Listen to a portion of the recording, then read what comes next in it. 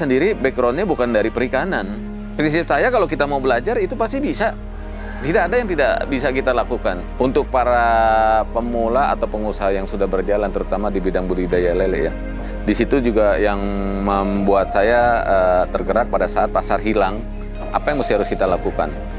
Inovasi-inovasi apa yang juga harus kita lakukan? Karena kalau kita tidak berubah, kalau kita tidak bergerak ya otomatis kita akan tergerus dan akan mati dengan sendirinya.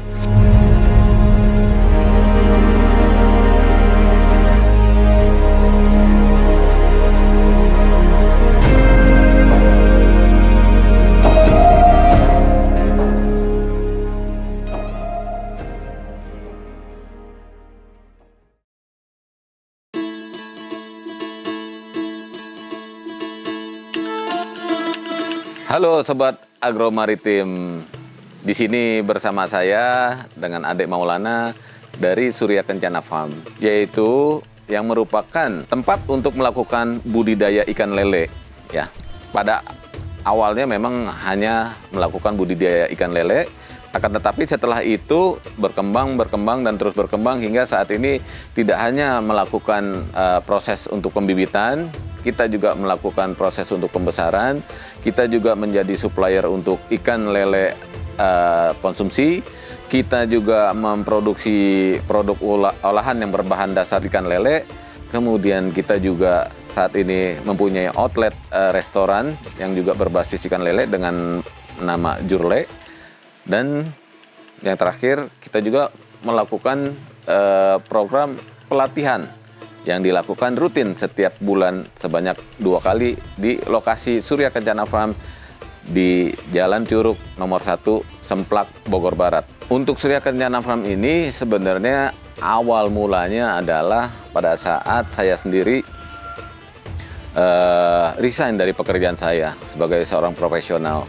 Dan pada saat itu memang tidak terbesit kalau saya ingin membuka usaha budidaya ikan lele. Tidak sama sekali. Akan tetapi selaku seorang profesional, kita memulai dari apa yang kita ada. Dan pada saat itu kebetulan kita ada lahan yang memang sudah lama tidak terpakai, dan akhirnya kita lihat peruntukannya apa sih yang cocok gitu loh. Karena selalu kalau untuk memulai usaha adalah kita punya apa dulu gitu loh. Bukan kita pengen apa kemudian kita nyediain semua, enggak. Kita punya apa dan apa yang kita bisa lakukan dengan aset atau apa yang kita punya tersebut. Nah, ternyata di sini ada lahan. Kemudian kita lihat dan ini cocok untuk lahan sebagai perikanan. Nah, mulailah di situ kita mencari tahu ikan apa yang cocok, jenis ikan apa ya. Nah, saya sendiri backgroundnya bukan dari perikanan. Saya sendiri backgroundnya dari telekomunikasi. Saya ini orang teknik elektro. Jadi memang tidak ada hubungannya sama sekali dengan yang berurusan dengan perikanan. Sama sekali tidak. Dan bahkan banyak orang menyangka saya adalah lulusan dari IPB, dari perikanan. Oh tidak. Prinsip saya kalau kita mau belajar itu pasti bisa. Tidak ada yang tidak bisa kita lakukan. Dan bahkan ya dengan background saya sebagai teknik elektro, sekarang saya banyak memberikan pelatihan dan bahkan banyak diundang juga sebagai narasumber ataupun instruktur penyuluhan. Ya, jadi di sini bisa saya buktikan dalam kurun waktu sekian lama dengan mempelajari banyak hal, membaca literatur dan kemudian juga praktek langsung di lapangan, ya itu memungkinkan kita menyerap semua ilmu baik secara tertulis maupun secara prakteknya dengan cepat. Nah, ini yang saya juga pingin ajak sobat agromaritim sekalian, ya apabila untuk memulai tidak ada batasan umur.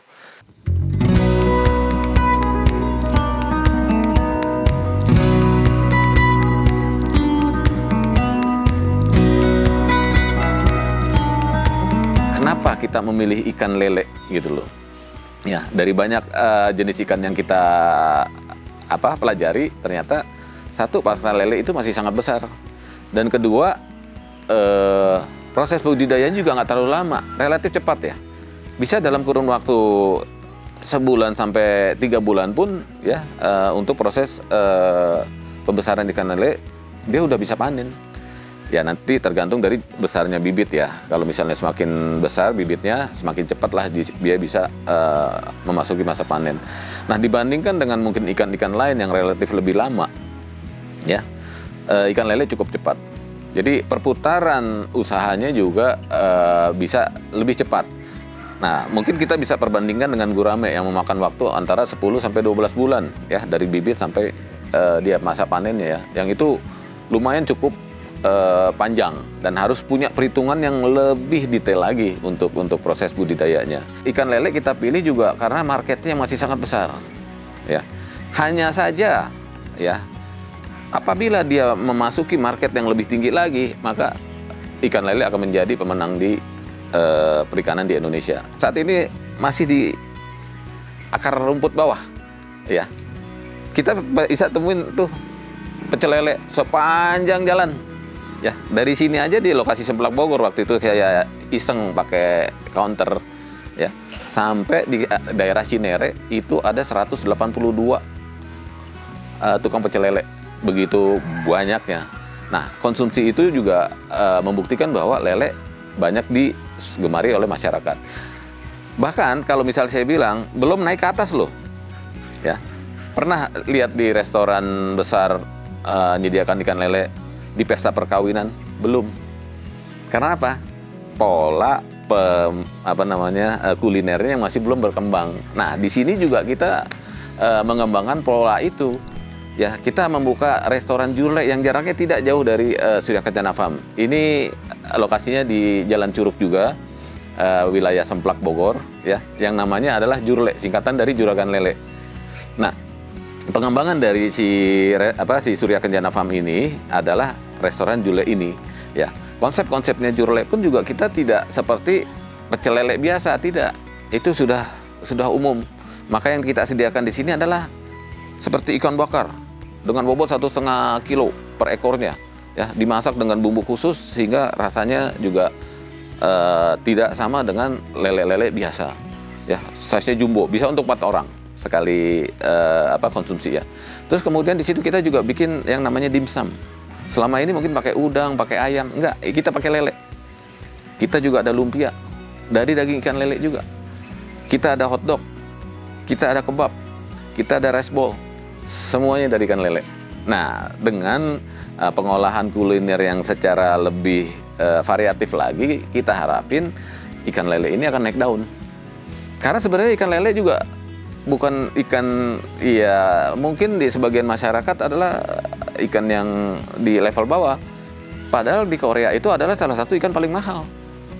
Nah, ini beda persepsi aja, ya. Di mana dia ada, di situ persepsinya berbeda-beda. Makanya sebenarnya potensi lele ini masih punya perjalanan yang cukup panjang buat ke depan.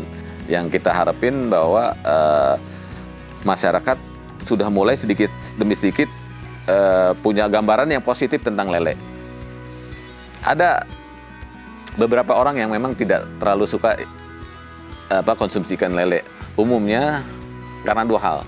1, bentuknya. Kedua, karena pola hidupnya. Ya. Tapi dengan metode sekarang, pola hidup yang lebih baik, ya. Ini udah nggak seperti dulu lagi yang dikasih makan apa aja gitu loh. Bahkan maaf, misalnya yang tempatnya kotor sekali gitu. Tidak. Seperti kita punya contoh di sini, ini budidaya kita budidaya yang bersih, higienis, ya. Bahkan kalau bisa dikatakan banyak orang yang organik dan lain sebagainya, ya.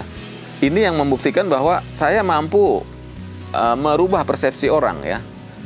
Kami juga sering dikunjungi, ya, dari rombongan-rombongan dari perusahaan ataupun dari institusi, ya, sebanyak 30 sampai 50 orang gitu, ya. Dan pada saat berada di Surya Kencana Farm, ya, saya tanya siapa yang nggak pernah makan lele? Adalah 6-7 orang gitu, ya. Nah, saya tantang untuk makan ikan lele, terutama di Jurlek. Alhamdulillah 7-9 orang itu akhirnya mereka pertama kali seumur hidup makan ikan lele. Kenapa? 1, yang tidak suka bentuk lele, saya punya produk yang tidak berbentuk lele langsung seperti dimsum, lumpia, dan lain sebagainya. Kedua, yang tidak suka dengan pola hidupnya si ikan lele, ini terbukti kolam-kolam kita kolam-kolam bersih, bukan kolam-kolam yang jorok, bau, dan lain sebagainya. Nah, itu akhirnya membuat mereka mau untuk mencicipi dan mereka kaget juga. Oh, ternyata enak ya lele. Nah, hal seperti itu sangat menarik buat kita dan lebih memberi semangat kita untuk lebih ngembangin lagi Surya Kencana Farm ini.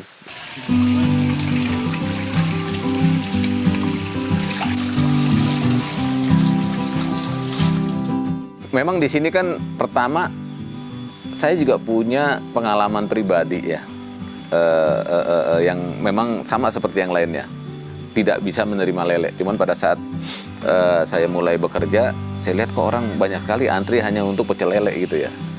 Nah, tergerak akhirnya saya coba dan enak kan, terus akhirnya makan sampai sekarang. Tetapi konsep kita juga pada saat kita membuat Surya Kencana Farm ini, saya tidak mau menjual satu produk yang saya sendiri tidak makan atau tidak mencoba, ya kan?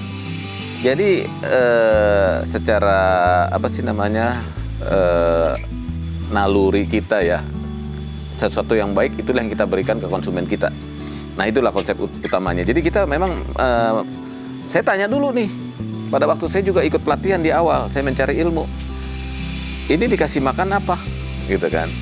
Kalau mungkin dikasih makan, maaf, ayam tiren atau apa namanya,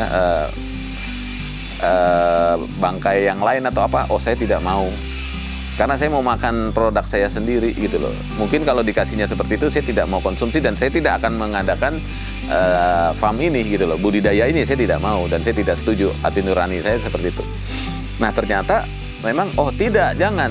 Justru diberikan makanan-makanan seperti itu akan menimbulkan atau membangkitkan bakteri yang meningkatkan tingkat kematian yang lebih tinggi. Nah, baru saya bisa untuk menerima dan melanjutkan ya. Dan setelah proses-proses berikutnya, satu, kita udah bisa menghasilkan ikan lele yang bersih. Nah, ini udah beda nih dengan beberapa petani lain yang mungkin melakukan masih dengan metode yang tidak higienis seperti itu. Tinggal sekarang kan PR-nya apa ya? Ya, banyak yang sudah paham, tapi banyak juga yang belum paham. Nah, gimana kita mengedukasinya gitu loh. Umumnya yang udah paham itu biasanya adalah usaha-usaha catering, beberapa dan masih sedikit usaha pecel lele. Ya. Nah, kalaupun juga kita bilang bahwa harga kita memang sedikit lebih mahal karena pakan kita itu pakan yang memang peruntukannya untuk budidaya ya, menggunakan pelet. Bukan pakan yang sembarangan yang mungkin harganya lebih murah. Tapi di pasar juga tidak bisa bersaing dengan produk-produk yang pakannya sembarangan. Karena masyarakat masih lihat bahwa lele ya lele gitu loh. Nggak ada ini lele dikasih pelet, lele dikasih ini, nggak ada gitu loh. Terus yang kedua adalah juga jenis variannya. Kita jenis sangkuriang. Nggak ada tuh, saya mau beli lele sangkuriang, saya mau beli lele apa namanya dari varietas lain gitu ya. Tidak, lele is lele gitu loh. Nah, ini yang membuat kita kesulitan mempunyai segmen sendiri di pasar. Sehingga akhirnya kita harus membuat sesuatu yang berbeda, ya kan? Nah, salah satu ininya adalah pembuatan restoran yang kita memang langsung mengeksekusi untuk membuat satu produk olahan yang berbeda. Jadi gini, ini yang selalu kita jelaskan di dalam ruang lingkup pelatihan saya. Kita rutin mengadakan pelatihan setiap bulan itu 2 kali ya. Umumnya hari Sabtu dan hari Minggu. Jadi program pelatihan itu rutin setiap bulan ada 2 kali. Umumnya minggu pertama dan minggu ketiga. Ya. Nah, di dalam pelatihan kita ini selalu kita katakan bahwa persepsi-persepsi yang ada di masyarakat ini banyak yang salah tentang lele. Orang banyak bilang, oh lele paling gampang. Taruh aja, udah dia gede sendiri kok. Gitu loh. Tahu-tahu udah besar aja dan tahan air jelek, air apa juga gampang. Ini adalah awal mula kesalahan. Ya, karena kalau kita untuk sifatnya hobi atau apa, kita nggak punya target. Mau nanti hasilnya 6 bulan, mau 10 bulan, kita nggak akan hitung. Tahu-tahu, oh banyak ya, oh iya bener ya, oh gampang ya, oh nggak ada yang mati ya, betul. Tetapi pada saat kita mulai untuk yang ruang lingkupnya komersil, tidak bisa seperti itu. Kita punya target, 2 bulan harus panen, 3 bulan harus panen. Dengan kita nanam sekian ratus ribu ekor atau berapa puluh ekor misalnya gitu ya, tingkat kematiannya berapa persen, sehingga kita bisa mendapatkan keuntungan maksimal. Itu ada perhitungannya. Nah, inilah cikal bakal kita melakukan program pelatihan, karena pada saat kita perjalanan melakukan usaha budidaya ini ternyata banyak hal yang mesti harus kita ketahui hingga akhirnya kita bukukan ya. Dari kita rangkum dari berbagai pelatihan yang kita dapat, dari praktek kita juga di lapangan seperti ini juga yang kita dapatkan, kita bukukan semuanya dan kita susun dari awal sampai akhir ya. Mulai dari persiapan kolam, pembibitan, pemijahan, terus sampai pembesaran hingga kalkulasi investasinya ya. Nah, salah satu hal yang paling penting tadi adalah gimana sih produksinya tuh yang biasanya kita lakukan. 3 hal yang selalu menjadi kunci utama kita ya. Ini saya sebutkan di awal dulu untuk mempermudah. 1 adalah masalah pakan. Kedua adalah masalah manajemen air. Dan yang terakhir adalah masalah bibit. 3 hal ini yang menjadi pokok utama ya. Nah, yang paling utama dari yang 3 ini adalah manajemen air ya. Bisa saya katakan bahwa kalau memelihara ikan lele, kita memelihara air, bukan memelihara ikan. Ikan bonus. Apabila air udah bagus, maka otomatis pertumbuhan ikan juga akan bagus. Nah, 3 hal ini. Nah, hal yang saya sebutkan di awal adalah pakan. Kita tidak bisa asal kasih makan, nggak bisa. Ada hitungannya. Berapa jumlah pakan pada saat bobot sekian. Kemudian dia bertambah besar. Berapa jumlah pakan lagi yang setelah dia menjadi lebih besar lagi? Bagaimana cara menghitungnya? Bagaimana cara melakukan penambahan jumlah pakannya? Terus kemudian frekuensi. Sehari berapa kali sih gitu loh? Apakah 3, 4, 5, 6 dan lain sebagainya? Dalam kondisi apa? Dalam kondisi musim panas, dalam kondisi musim hujan, itu bisa berbeda. Nah, hal-hal inilah yang banyak tidak diperhatikan oleh para pelaku pembudidaya dari ikan lele, sehingga banyak kesalahan-kesalahan kecil yang dapat berakibat fatal hingga akhirnya tingkat keberhasilannya juga menjadi rendah seperti itu. Nah, dengan adanya pelatihan, makanya kita harapin semua pegangan ya atau guidance ya itu udah dipegang dulu. Nanti tinggal bisa di-adjust di masing-masing tempat, karena setiap tempat mungkin airnya akan beda-beda gitu loh. Nah, disitulah proses adjustment yang sedikit, tetapi secara utamanya itu udah dipegang ya. Nah, ini jadi dengan memperhatikan 3 hal tadi ya. 1 adalah perihal pakan, kedua perihal air, ketiga adalah perihal bibit. 3 itu diperhatikan, maka insya Allah proses untuk budidayanya jauh lebih lancar.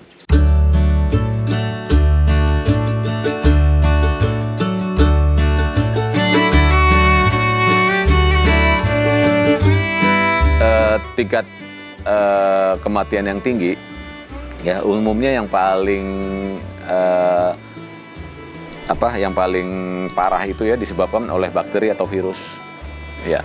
Nah, tetapi ini adalah efek akhir sebenarnya ya, yang sebenarnya bisa kita antisipasi di awal, karena tidak ada ikan lele itu mati tiba-tiba satu kolam langsung ngambang semua, itu nggak ada kecuali diracun ya. Jadi nggak ada yang tiba-tiba ngambang semua, mati semua dalam satu waktu, tadinya sehat gitu, itu nggak ada. Semua itu ada indikasinya. Sama seperti kita juga ada indikasinya. Kalau kita mau flu mungkin tenggorokan udah nggak enak. Sama seperti itu, ikan itu ada indikasinya. Dari pola dia bergerak itu udah kelihatan, lincah atau enggaknya itu udah kelihatan. Dia berenang-berenang di bawah, dia berenang-berenang di atas, seperti itu udah kelihatan. Jadi secara indikasi itu sebenarnya sudah terlihat. Nah, cuma indikasinya ini yang tidak terbaca oleh si pembudidaya tadi, sehingga menjadi semakin parah dan seterusnya. Nah, sementara hal yang paling utama ya dari sekian hal itu tadi adalah masalah air. Gitu. Dengan adanya perubahan cuaca ya, secara otomatis ya, seandainya hujan turun mengandung asam sehingga pH juga turun. Nah, ikan sendiri mempunyai range pH yang di angka khusus, sehingga dia tidak bisa pH-nya juga terlalu rendah atau kadarnya menjadi terlalu asam. Efek lainnya lagi, kondisi air tersebut secara mikroorganismenya ya hingga meningkatkan kandungan-kandungan lain ya dikarenakan oleh pH yang terlalu rendah tadi. Nah, hal-hal ini sebenarnya bisa diantisipasi. Bagaimana kita menaikkan pH tadi, bagaimana kita memperbaiki kondisi air tadi ya. Dan itu baru berhubungan dengan air dan cuaca. Nanti ada tuh berhubungan dengan pakan. Kalau kita kebanyakan ngasih pakan, airnya bisa rusak juga. Seperti itu. Jadi ada banyak faktor ya. Terus yang juga nggak kalah penting adalah bibit. Bibit ini banyak yang jual, tetapi bibit seperti apa? Karena hati-hati gitu loh. Kami di sini hanya mengembangbiakan jenis bibit yang memang dipijahkan secara alami. Itulah yang terbaik. Karena ada juga yang model disuntik atau modelnya dia di black gitu ya. Nah, kualitasnya juga kurang bagus. Mungkin secara kita beli bagus, tetapi pada saat di ukuran tertentu tingkat kematiannya sangat tinggi. Nah, belilah jenis bibit yang berkualitas yang memang dihasilkan dari hasil pemijahan alami. Pasar itu kalau di Surya Kencana Farm itu akan kita bagi secara dua ya. Jadi satu pasar biasa ya, yang mereka tidak terlalu memperhatikan kualitas ya. Ada lagi satu pasar yang memang yang lebih terorganisir lah, seperti tadi itu, seperti catering, seperti rumah makan ya, seperti Nah, sekarang udah mulai nih beberapa online shop ya, yang mereka juga mencari produk-produk yang bagus ya, juga supermarket ataupun hypermart seperti itu. Nah, tetap yang pasar yang biasa atau reguler itu yang sangat besar jumlahnya ya, dimana pasar ini adalah yang memang akan disuplai ke pasar-pasar induk ya, yang nanti akan masuk ke pasar lain yang lebih kecil di bawahnya. Nah, khususnya memang kita akan fokus ke pasar-pasar yang lebih organize ya, seperti restoran, catering, dan beberapa organized channel lagi yang memang kita tuju saat ini. Nah, kalau untuk pasar reguler memang sih tidak ada ini khusus, yang penting adalah secara ukuran, secara kualitas masuk ya. Tetapi nah khususnya untuk yang di pasar organize ini kita ada beberapa kriteria yang harus kita perhatikan karena akan dikonsumsi langsung ya, yang tidak untuk dijual lagi dalam beberapa rantai penjualan ya. Dan ini menjadi sedikit lebih hati-hati kita dalam memasarkannya ya. Apalagi seperti sekarang ini adalah kita memakai atau kita memiliki restoran sendiri ya, di mana konsumen akan langsung menilai kualitas dari ikan kita ya, dengan menjaga proses ya, dengan menjaga kualitas. Karena di sini juga selain kita juga memproduksi ikan dari Surya Kencana Farm, karena kekurangan stok maka kita juga disuplai dari luar. Dari mana? Dari murid-murid pelatihan kita ya. Dari murid-murid pelatihan yang mereka baru belajar untuk melakukan produksi dan belum mulai untuk memasarkan, maka mereka bisa ngirim produksinya ke kita. Nah, persyaratannya adalah bahwa yang diproduksi mereka ini harus sesuai dengan standar atau SOP dari kita, yang mana pemberiannya harus pakan dengan full pellet. Kita tidak bisa menerima kalau diberi pakan selain dari pakan yang higienis seperti itu. Otomatis dalam pelatihan kita ajarkan semua cara menggunakan pemakaian pakan yang higienis tadi itu ya, dan hasilnya otomatis akan sama dengan yang kita jual di Surya Kencana Farm. Nah, itulah metode-metode di tempat kita yang kita selalu menjaga kualitas ya, terutama satu dari variannya. Secara bibit kita adalah varian bibit lele sangkuriang. Terus kemudian pemberian pakannya pakan yang higienis. Ketiga, pengelolaan airnya juga ya, secara baik, bersih, dan dengan lingkungan yang bersih pula, hingga hasilnya akan kita dapetin hasil yang sangat amat baik untuk jenis lele yang kita produksi.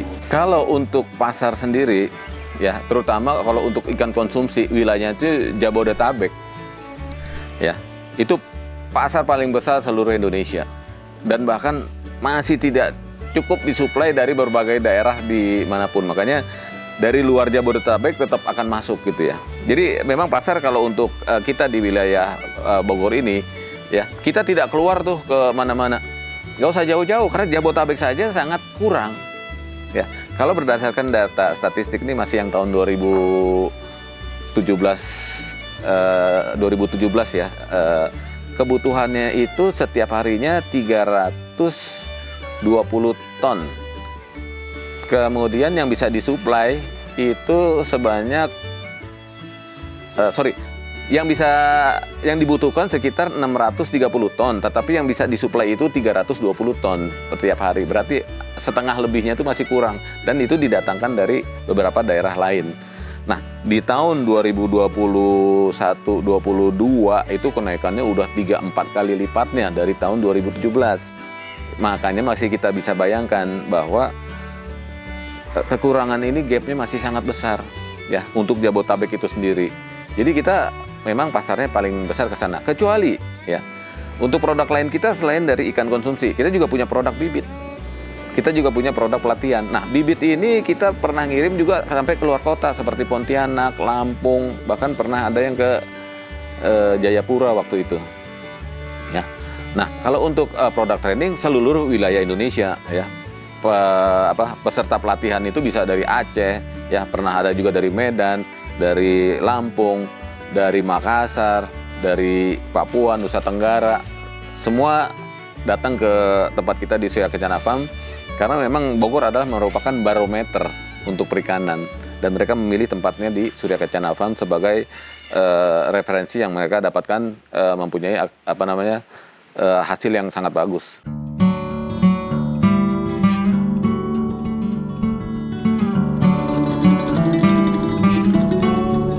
Kalau kita bahas masalah menguntungkan, masih jauh sangat menguntungkan sebenarnya. Sekarang kendalanya atau challenge-nya adalah bukan dijual. Kendala terbesar itu ada di produksi. Karena itu tadi, berapa sih tingkat kematiannya? Gitu loh. Kalau yang bagus itu kan mungkin ya dari 0, sekian persen, mungkin sampai 10% aja sangat bagus. Gitu loh. Tetapi kalau tingkat kematiannya udah di atas 40% sampai 60% ya, yang mana kita bisa lihat banyak yang ada di posisi itu gitu ya. Jadi kendala dalam budidaya itu bukan di penjualan, bukan. Penjualan sangat luas dan sangat dibutuhkan. Setiap tahun pasti ada 2 periode itu kekurangan ikan. Dan harganya naik, terus kemudian supply susah didapat. Itu selalu sampai detik ini pun setiap tahun itu 2 periode, umumnya sekitar di bulan Mei dan di bulan November, seperti itu. Nah, ini yang saya bilang seperti tadi bahwa kalau untuk usaha lele masih sangat menjanjikan, karena itu tadi walaupun si pakan tadi ada kenaikan harga cukup tinggi, sangat tinggi malah saya bisa bilang ya 30% ya. Dari sebelum pandemi sampai sekarang ini 30% kenaikan dari pakan. Nah, harga ikan juga naik hingga ini bisa mengimbangi ya. Kalau sekarang misalkan harga pakan itu per kilonya berada di kisaran 11.000 12.000 per kilo ya kan. Terus kemudian harga jualnya ya antara 25 sampai 30.000 per kilo. Ya, dengan harga bibitnya mungkin ya bisa sekitar kalau per kilo tergantung besarnya ya, bisa mungkin kos untuk ini katakanlah sekitar 1.000 sampai 2.000 ya per kilonya misalnya ya. Masih ada gap yang cukup besar. Ya, dari modal sekitar 15.000 per kilo hingga menjadi 25.000 sampai menjadi 30, ini masih ada gap yang cukup besar. Nah, kendalanya tinggal kalau kita bisa semuanya hidup secara 100%, ini gapnya masih sangat besar. Nah, masalahnya bukan di situ, masalahnya di sini nih produksinya. Ya, di produksinya ini apakah dia bisa menekan tingkat kematiannya untuk mendapatkan hasil yang jauh lebih bagus. Makanya di sini kita menyarankan untuk melakukan pola budidaya secara higienis. Kita menggunakan di sini sistemnya green water. Green water itu adalah ya bisa dibilang secara natural, ya, secara alam di mana aslinya si ikan lele itu hidup. Kita buat airnya sedemikian rupa sehingga ikan tersebut sangat cocok di lingkungan itu. Nah, inilah yang kita sebut dengan green water system, gitu loh. Jadi dengan pola yang natural atau seperti di alam. Untuk para pemula atau pengusaha yang sudah berjalan terutama di bidang budidaya lele ya, belajarlah dari era kemarin pandemi di mana kita dihantam habis-habisan Ya, di situ juga yang membuat saya tergerak pada saat pasar hilang. Apa yang harus kita lakukan? Inovasi-inovasi apa yang juga harus kita lakukan? Karena kalau kita tidak berubah, kalau kita tidak bergerak, ya otomatis kita akan tergerus dan akan mati dengan sendirinya. Jadi ada beberapa tips, yaitu tetap semangat karena rezeki itu tidak akan pernah hilang. Jadi kalau di dalam agama kita, Islam khususnya, bahwa Allah tuh udah memberikan rezeki ke masing-masing orang, dan percaya itu. Ya, apapun yang kita lakukan itu pasti ada rezekinya, yang pertama. Terus yang kedua, jangan pernah putus asa. Yang ketiga, kita harus dituntut untuk selalu inovatif. Ya, lakukan sesuatu yang tidak terlalu sama dengan orang lain atau yang sehari-hari kita lakukan. Makanya di sini kita selalu melakukan beberapa hal yang berbeda hingga membuat kita bisa lebih survive, ya. Dan tentu saja dibantu dengan doa, ya, dan meminta kepada Sang Kuasa, ya, untuk semuanya bisa dilancarkan. Tetapi itu lagi, di balik semua hikmah ini di masa pandemi, di mana tadi ada kondisi ekonomi sulit, kita ini lebih baik dibanding negara lain. Negara lain jauh lebih parah. Jadi jangan pernah berpikir bahwa kondisi lagi sulit lantas membuat kita menjadi melempem. Tidak. Ya, tidak. Ya. Ini justru adalah waktunya untuk bangkit. Kalau semuanya bangkit bersama-sama, cepatlah recovery-nya. Ya, negara kita nggak separah seperti yang digembar-gemborkan, karena ingat ini lagi musim mendekati pemilu. Jadi tetap semangat, kondisi akan membaik dan saat inilah kita harus memulai. Itu pesan saya.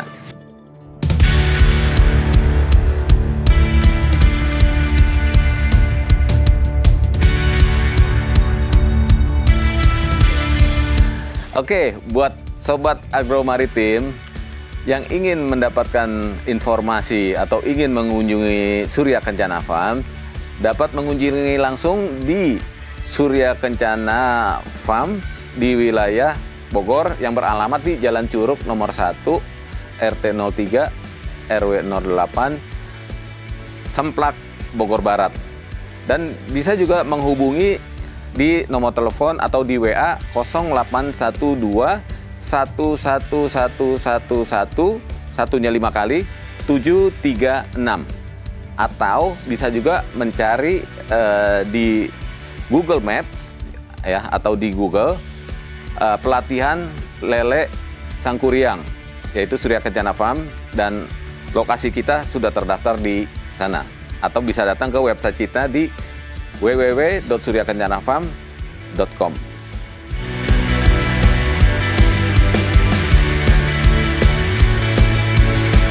Jangan lupa untuk subscribe di Agro Maritim Channel. Terima kasih. Wassalamualaikum warahmatullahi wabarakatuh.